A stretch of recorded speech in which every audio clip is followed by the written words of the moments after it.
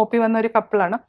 അവർ തമ്മിൽ actually sexual intercourse ഇല്ല. Both of them are very comfortable with that. പക്ഷേ ഇപ്പം പേരന്റൽ പ്രഷർ, പിന്നെ അവർക്കും കുറച്ചൊക്കെ ചെറുതായിട്ട് തോന്നാൻ തുടങ്ങി ഒരു കുട്ടി വേണമെന്നുള്ളത്. So just they came for treatment. അവർ IUI ചെയ്യണം എന്നുള്ളതാണ് അവരുടെ ഇത്. അതായത് അല്ലാതെ തന്നെ ട്രൈ ചെയ്ത് നോക്കുന്നതിലൊന്നും they are not okay with that. Married ആയിട്ടുള്ള രണ്ടുപേര് അവർ അവരുടെ ലൈഫിൽ ഹാപ്പിയാണ്. ഫിസിക്കൽ റിലേഷൻഷിപ്പ് അവർക്ക് ആവശ്യമില്ല, നീഡ് ഇല്ല എന്നുള്ളതാണ് പറയുന്നത്. ഹാപ്പിയാണ് ലൈഫ്. ഈ രണ്ടുപേര് പേരൻസിന്റെ നിർബന്ധത്തിന് വഴങ്ങിയിട്ട് ഒരു കുഞ്ഞിനെ ഉണ്ടാക്കാൻ വേണ്ടിയിട്ടാണ് IUI ട്രീറ്റ്മെന്റിന് എത്തുന്നത്. ഡോക്ടർ ഇവിടെ ചെയ്യേണ്ടത് ഇവർക്ക് IUI ട്രീറ്റ്മെന്റ് കൊടുക്കുക എന്നുള്ളതല്ല. ആക്ച്വലി ഇവരൊരു കൗൺസിലിങ്ങിന് വിടണം. കൗൺസിലിംഗ് എന്ന് പറയുന്ന മിക്കവാറും ഇൻഫെർട്ടിലിറ്റി സെന്ററിലെല്ലാം ഉണ്ട്. പക്ഷെ പല സ്ഥലത്തും കൗൺസിലിംഗ് സ്ഥാപനത്തിന് വേണ്ടിയാണ് ചെയ്യുന്നത്. IUIയുടെ പരാജയ സാധ്യതകളെ കുറിച്ചിട്ടൊക്കെ ഈ പറഞ്ഞ കപ്പിൾസിനെ പറഞ്ഞ് മനസ്സിലാക്കും. അഥവാ ഫെയിലിയർ ഉണ്ടായി കഴിഞ്ഞാലും നെഗറ്റീവ് ഗൂഗിൾ റിവ്യൂ ഇടാത്ത വിധത്തിൽ ക്ലയൻസിന്റെ മൈൻഡ് സെറ്റ് ചെയ്യുക എന്ന് പറയുന്ന ഡ്യൂട്ടിയാണ് അവിടെ അസൈൻ ചെയ്തേക്കുന്നത്. ഇതിന്റെ കൂട്ടത്തിൽ കുറച്ച് മോട്ടിവേഷനും ലൈഫ് ചേഞ്ചിങ് ആയിട്ടുള്ള ഗൈഡൻസും ഒക്കെ കൊടുത്തെന്നിരിക്കും.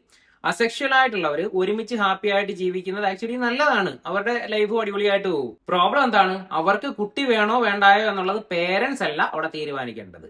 പേരന്റിംഗ് എന്ന് പറയുന്നത് ഹൃദയത്തിൽ നിന്ന് ആഗ്രഹിച്ച് ചെയ്യേണ്ട ഒരു കാര്യമാണ്. ലോങ് ടൈം കമ്മിറ്റ്മെന്റും വേണം അതിനകത്ത്. ഇവരുടെ പേരൻസ് ഇത് ഫോഴ്സ് ചെയ്യുന്നത് സോഷ്യൽ പ്രഷർ കാരണമായിരിക്കും. അപ്പൊ കല്യാണം കഴിഞ്ഞത് മുതൽ പ്രായമായവരുടെ ചോദ്യം തോന്നി തുടങ്ങത്തില്ലേ, വിശേഷമല്ലോ ആയോ, ലേറ്റ് ആക്കല്ലേ, ലേറ്റ് ആയി കഴിഞ്ഞാൽ പ്രശ്നമാണ്, ഇങ്ങനെയൊക്കെ പറഞ്ഞുകൊണ്ടിരിക്കുമ്പോഴത്തേന് പേരൻസിന് പ്രഷർ കയറും. അത് ഇവരുടെ അടുത്ത് വന്ന് പറയും. കുട്ടികളെ നിർമ്മിക്കാൻ വേണ്ടിയിട്ടൊന്നുമല്ല നിങ്ങൾ കല്യാണം കഴിച്ചതെന്നുള്ള ബോധ്യം മറ്റാരെക്കാട്ടി കൂടുതലും ആർക്കാണുള്ളത്? നിങ്ങൾക്ക് തന്നെയാണുള്ളത്. അത് പേരൻസിനെ പറഞ്ഞ് മനസ്സിലാക്കിയാൽ മതി. കാരണം അവർ ജീവിതകാലം മൊത്തം കുഞ്ഞുങ്ങളെ ഒന്നും നോക്കത്തൊന്നുമില്ല. ഈ ഒരു കണ്ടീഷൻ അല്ലാതെയും സെക്സ് ഇല്ലാതെ മാരീഡ് ലൈഫിൽ മുന്നോട്ട് പോകുന്നവരുണ്ട്. അതിന് മസ്റ്റായിട്ട് കൗൺസിലിംഗ് എടുത്തേ പറ്റത്തുള്ളൂ.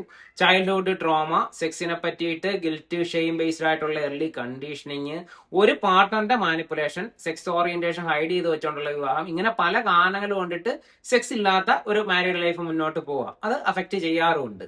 സെക്ഷൽ ഫീലിംഗ്സ് ഇല്ലാത്തത് വലിയ ഹെൽത്തി കണ്ടീഷൻ ഒന്നും അല്ല. ഇമോഷണൽ ബ്ലോക്കേജ് കാരണമായിരിക്കാം പല വ്യക്തികൾക്കും സെക്ഷൽ ഫീലിംഗ്സിന്റെ ആ ഒരു ആബ്സെൻസ് ഫീൽ ചെയ്യുന്നതെന്ന് വെച്ച് കഴിഞ്ഞാൽ ബന്ധപ്പെടാൻ വേണ്ടിയിട്ട് മാത്രമൊന്നുമല്ല ഈ ഫീലിംഗ്സ്. ക്രിയേറ്റിവിറ്റി, മോട്ടിവേഷൻ, കോൺഫിഡൻസ്, അങ്ങനെ തുടങ്ങി പല കാര്യങ്ങൾക്കുള്ള ഒരു ഫ്യൂവലാണ് ആക്ച്വലി സെക്ഷൽ ഫീലിംഗ്സ് എന്ന് പറയുന്നത്.